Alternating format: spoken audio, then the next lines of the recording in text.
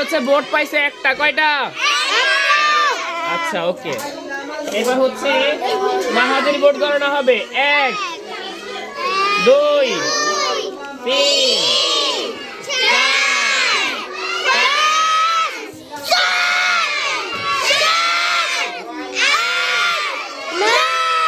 তাহলে মাহাদি ভোট পাইছে কয়টা?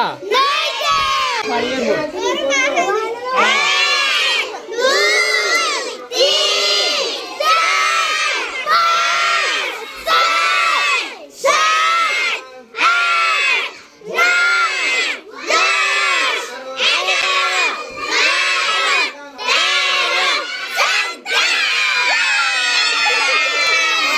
তাহলে সব থেকে বেশি ভোট কে পাইছে?